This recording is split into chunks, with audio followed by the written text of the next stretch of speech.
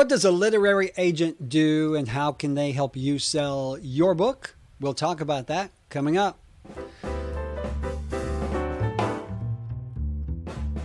Hey guys and gals, boys and girls, authors and author wannabes. Hope you're having a fantastic day. Your old buddy Tim here talking about agents today. This is a question that was submitted by my friend Eva, and we'll talk about that in just a second. Before we do, don't forget, if you have a question or comment that you would like to have me address on the program, which is what I do. I can't make this stuff up. I just answer questions.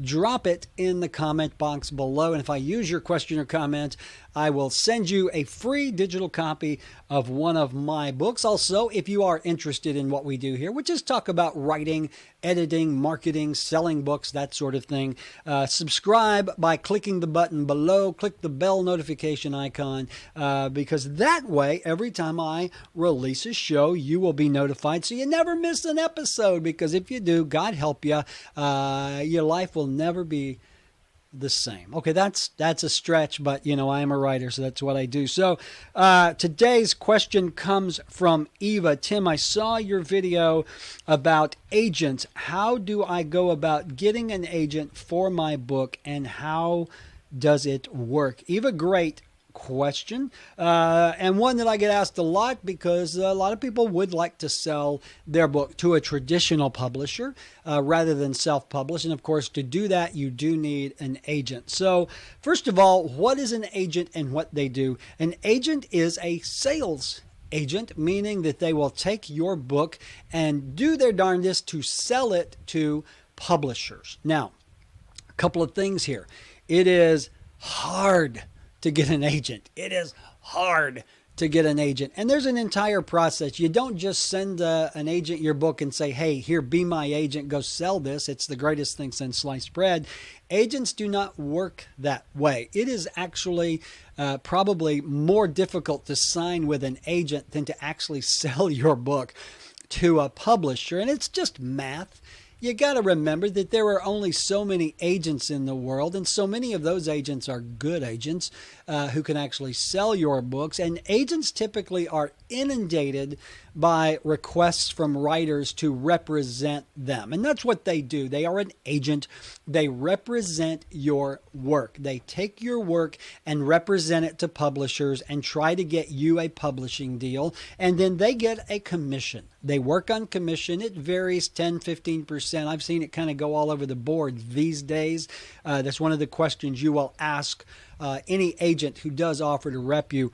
But there's an entire process of getting an agent. What you have to do is, number one, you need to do some research, because you want to make sure the agent that you are querying, and a query letter simply is a letter, an email typically that you're going to send, hey, here I am, here's my book, will you represent me? But you have to know which agents to query, because if you're selling, or if you're writing romance, and you submit your query and your book to an agent who just does Westerns, naturally they're going to kick that back and not represent you. So you want to do some research, and fortunately that's very easy to do. You can go, get a copy of Writer's Digest, the agent market listing book, whatever the hell it's called, or you can just get online. A lot of websites now have databases, and I'll put a couple of those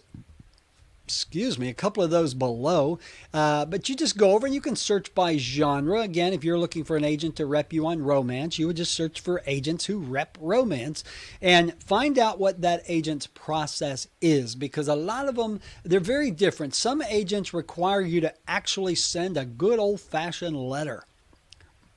Do you remember letters? They're typically paper, and you put them in an envelope, and God, what a pain in the ass that is. But by and large, most agents now will let you query via email online. Now, what you need to do is find out, what does this agent accept?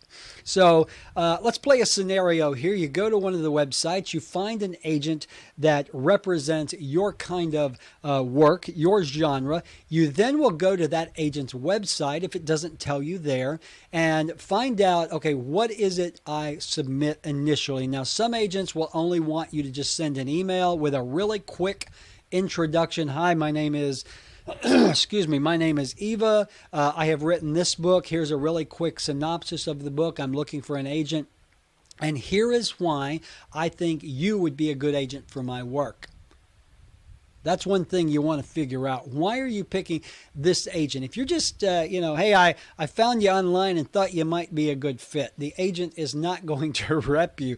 But if you have a favorite author and you do some research, and this author writes books similar to yours, you might say, I know that you are the agent for this author, and my work is very similar in genre and tone, and I would love for you to take a look. So you find out what are the agent rules for querying. They're either going to want just an email introduction. Some of them may say, well, send us the email and the first 100 pages, or the first 3 chapters, or a synopsis. Find out what they want you to send, because if you send anything else, chances are it's going to be booted. Keep in mind, when you email an agent, many times it doesn't go directly to the agent, it goes to an assistant. All right. But you want to find out what they want, and you want to just query them via email. Now, you're going to get one of 3 things in reply, and you got to be ready, because rejection is a part of the deal. 9 times out of 10, maybe 9.9 times out of 10, you are just going to get a rejection. You're going to get a form email. Thank you for contacting us. Due to the volume of queries that we get, we have this automated process. Appreciate it. Thanks. No thanks. It's a rejection. Let me tell you something. I have gotten so many rejection emails from agents that I could print them out and paper my master bath with them. All right. Rejection is just part of the deal. It's going to happen. Expect it. Don't become completely devastated by it. You may get a request for more. You may get a reply that says something like, well, that sounds very interesting.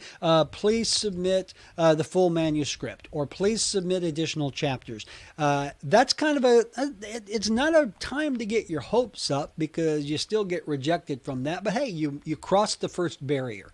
So you want to make sure that your book, whatever you're sending them, is the absolute best it can be. And I probably should have said this at the beginning. Don't even consider querying an agent until your book is the best it can be, until you've had it edited and there's no typos, there's no spelling, the flow is great, have someone read it. Don't submit until you're ready, because if you submit to a book to your agent and it's half-assed, which is a Southern term for not great, they're going to kick that back. You do not want to give an agent an easy reason to reject you. Okay, so make sure the book is great. So if you get a request for more, you send it promptly and you wait. Now, you might get what's called an R&R, and that is a revise and resubmit. And a lot of authors hate this because we don't want to do any more work. So what an R&R simply means, hey, your query sounds interesting. We've read the book. We don't think it's marketable in its current state. But if you revise and resubmit, we will take another look. Now, in my mind, an R&R is actually a very positive thing, because you have an agent, someone who knows what the hell they're talking about, telling you what to fix in your book. Wow, what a great deal, right? So if you do get an R&R, again, it doesn't mean the deal is sealed, but it means that they are interested enough in the work that they think it might be marketable if you revise and resubmit. And then you might get an email back that says, hey, let's talk. That is the holy grail of the agenting process. When an agent emails you back or says, let's set up a call and talk more. Again, don't get your hopes up, but it means that they are interested enough in your work that they will actually take time out of their day to talk to you and learn more. Okay, so keep that in mind. That's what's going to happen. You're either going to get rejected, or they're going to string you along a little bit, or they're going to accept you. Now, keep in mind, just because you get an agent does not mean your book is going to sell. Lots of books that have been taken on by agents never sell. And there may be many factors of that. The agent might not be a great fit. There may already be a glut of books in the marketplace similar to yours. There may just not be a market for your particular book. So keep that in mind. But I encourage you, Eva, to go more in depth in the query process. There's a lot of information online about how to write a great query letter, how to write a great synopsis, how to make sure your book is the best it can be, how to pick the best agent for you. And I'll put links to all of that stuff down below because it is a very important process. But again, go into it with your eyes open. Expect to be rejected, and if you're not, hey, that's great. I'll never forget, I actually got a response back. I was querying agents for Angel of Mercy, which is about a TV show where they kill people. Not really that far-fetched. And I remember I got an email back. I sent a query to this agent, and I won't remember her name, or I won't mention her name. And within minutes, I got a query back that said, "Ick, too creepy for me." Ick. It actually, ICK exclamation point. And that was it. That was the most creative rejection I have ever gotten in my life. Ick. Too creepy for me. And, I kind of was sad that I didn't sign with this agent, but I was also kind of happy that I creeped the bitch out. So I shouldn't say that. All right. So, Eva, hopefully that was helpful. If you are looking at getting an agent for your book, again, it's a very tough road to hoe. It's hard to sign with an agent, and even if you do sign with an agent, there is no guarantee that your book will be sold. So, and that is if you're going to go the traditional publishing route. If you are just going to self-publish, of course, there's no need to have an agent, and I have a video on how to self-publish already on the channel. Eva, hopefully that was helpful. We're going to send you a free digital copy of one of my books. If you have a question or comment, drop it in the comments below. Don't forget to like and subscribe to this channel. And hopefully, Eva, today has been not an exercise in futility. Ick. Hopefully, I've helped you become a better writer. All right? Ick. Too creepy for me.